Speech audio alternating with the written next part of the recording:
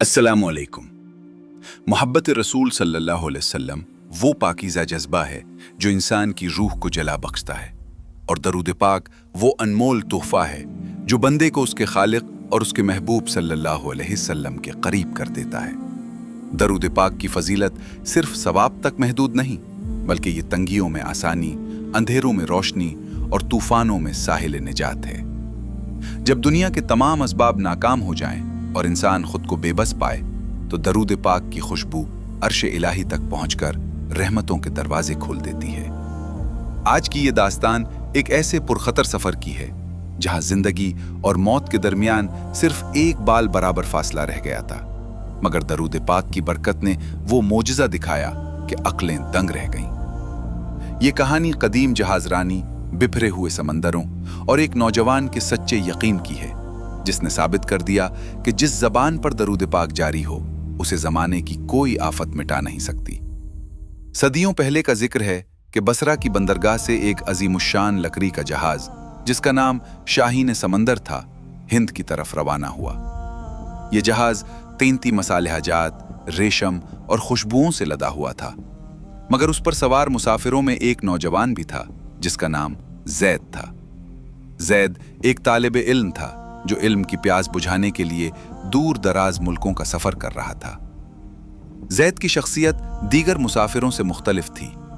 जहां दूसरे ताजिर अपने मुनाफा के हिसाब किताब में मगन रहते या जहाज के अरशे पर बैठकर किस्से कहानियां सुनाते, जैद खामोशी से जहाज के एक कोने में बैठकर अपनी तस्बीह में मसरूफ रहता। उसकी जबान हर वक्त अल्लाह के महबूब सल्लल्लाहु अलैहि वसल्लम पर दरूद व सलाम भेजने से तर रहती। उसके चेहरे पर एक ऐसी परवकार खामोशी थी जो किसी गहरे बातनी सुकून का पता देती थी। सफर के 13वें दिन, जब जहाज खुले समंदर के ऐन दरमियान में था, अचानक मौसम ने एक भयानक करवट ली। वो नीला आसमान जो अभी तक पुरसुकून था, लम्हों में सियाह बादलों की चादर में छुप गया।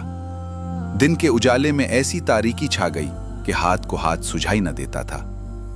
जहाज के तजुर्बाकार मल्लाह और कैप्टान, जिन्हें नाखुदा कहा जाता था, घबरा गए। उन्होंने ऐसी काली घटा अपनी पूरी जिंदगी में नहीं देखी थी। अचानक समंदर की लहरें बिफिर गईं। वो पुरसुकून पानी अब पहाड़ों जितनी बुलंद लहरों में बदल चुका था, जो जहाज को किसी कागज की नाव की तरह उछाल रही थी।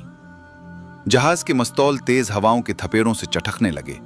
मुसाफिरों में चीखो पुकार मच गई। कोई अपने माल को बचाने की कोशिश कर रहा था, तो कोई खौफ के मारे दहाइयां दे रहा था। जहाज के कैप्टान ने बुलंद आवाज में चलाया, ऐ लोगोगो, समंदर का गुस्सा आसमान तक पहुंच चुका है। जहाज का तवाजुन बिगड़ रहा है। अपना फालतू सामान समंदर में फेंक दो, वरना हम सब गर्क हो जाएंगे। अफरा तफरी के उस आलम में, जब मौत हर लहर के साथ जहाज पर दस्तक दे रही थी, जैद बदस्तूर अपनी जगह जमा बैठा था। उसकी आंखें बंद थीं और उसके होंठ तेजी से हिल रहे थे।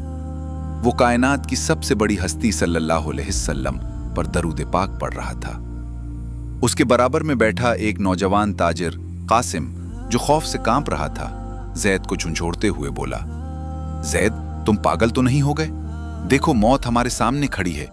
लहरें जहाज के तख्ते तोड़ रही हैं और तुम यहां बैठे खामोशी से क्या पढ़ रहे हो? उठो और अपनी जान बचाने की कोई तदबीर करो।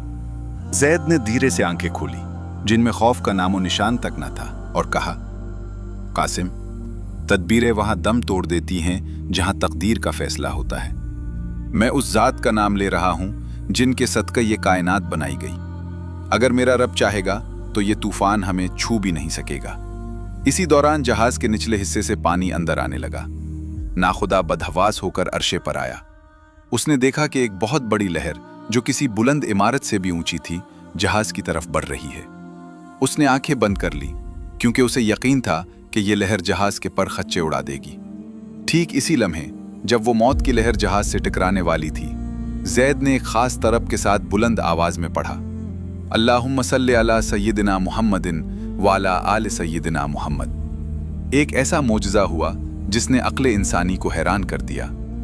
वो अजीमुल जुस्सा लहर, जो जहाज को निगलने वाली थी, जहाज से चंद फुट के फासले पर पहुंचकर 2 हिस्सों में तकसीम हो गई, जैसे किसी पोशीदा तलवार ने उसे दरमियान से काट दिया हो।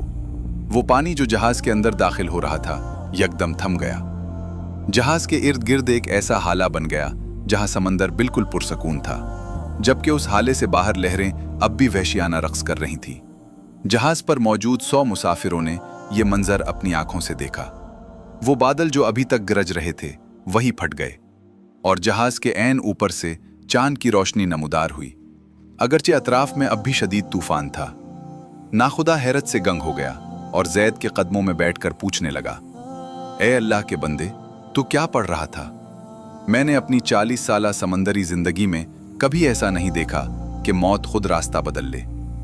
जैद ने आजिज़ी से जवाब दिया, मैंने अपनी माँ से सुना था कि जब कोई आफत इंसान को घेर ले और उसे जमीन पर कोई रास्ता न मिले तो वो दरूद पाक का सहारा ले। दरूद पाक वो कलाम है जो अल्लाह की रहमत को जोश में लाता है। अभी जो हुआ वो दरूद पाक का मोजज़ा है।